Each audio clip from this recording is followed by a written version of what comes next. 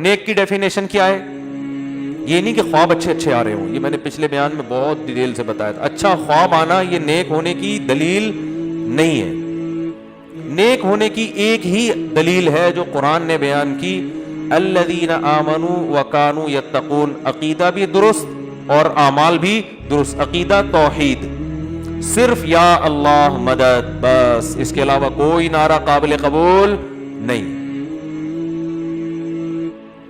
جو اسلام کے بیسک عقائد ہے نا ان میں کوئی کمپرومائز نہیں ہے. اور عمل بھی کیا؟ آمنوا وعملوا الصالحات، نیک عمل کیے، گناہوں سے بچتے ہیں، وکانوا یتقون، بچتے ہیں. کس چیز سے بچتے ہیں؟ برائیوں سے بچتے ہیں، شریعت کو فالو کرتے ہیں. تو یہ دو چیزیں آپ نے دیکھ لی، آپ کو عقیدت ہو گئی، بالکل درست عقیدت ہوئی ہے. پھر اگر ان کی شکل بھی اچھی ہے تو یہ عقیدت کو بڑھانے میں یہ چیزیں کیا کرتی ہیں؟ مدد دیتی ہیں. یہی وجہ ہے کہ جتنے پیغمبر دنیا میں آئے سارے خوبصورت تھے.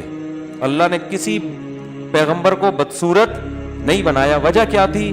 کہ خوبصورتی کی وجہ سے نا قوم ان کی طرف مائل ہو، ان کی بات کو ذرا زیادہ شوق سے سنے گی. عقیدت میں یہ چیز اضافے کا ذریعہ بنے گی. اس لیے جتنے پیغمبر آئے صحت مند، خوبصورت، خاندان بہت اچھے ان کے. تو یہ اللہ کی ایک رحمت تھی کہ تاکہ لوگ بعض مرتبہ صورت کی بیس پہ بھی کسی کے قریب آنے سے کتراتے ہیں، لیکن اللہ نے کیا کیا؟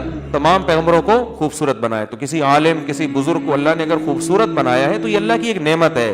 اس نعمت کا جائز فائدہ اٹھانا چاہیے. جائز فائدہ یہ بھئی آپ دین کا کام کریں تو لوگ آپ کے علم اور آپ کے تقوی کی بیس پر آپ کے قریب آئیں گے اور صورت اس عقیدت کو بڑھانے میں مدد دے گی. اور یہ ڈاکٹروں کے ساتھ بھی ہوتا ہے، حکیموں کے ساتھ بھی ہوتا ہے. خوبصورت حکیم سے علاج کرانے کا زیادہ دل کرتا ہے انسان کا. جو باریک باریک ہوتے ہیں نا، ایکس رے رپورٹ ان کی نظر آ رہی ہے، حالانکہ ماہر ہوتے ہیں، لیکن آدمی کا فطری طور پر کہتا ہے یار وہ زیادہ ماہر ہے، وہ جو دوسرا ہے نا. یہ انسانی نیچر ہے. ڈاکٹر بھی اگر خوبصورت ہوگا تو ویسے ہی انسان اس کی طرف، یہ انسان کی نیچر ہے. جو چیز بھی اچھی لگتی ہے انسان اس کی طرف مائل ہوتا ہے. تو اس میں کوئی حرج نہیں ہے. لیکن بیس کیا ہے؟ بیس پہ سمجھوتا اور کمپرومائز نہیں ہوتا. ڈاکٹر سے عقیدت میڈیکل سائنس کی بیس پہ، تو پہلے اس میں مہارت ہو، باقی چیزیں بعد کی ہیں.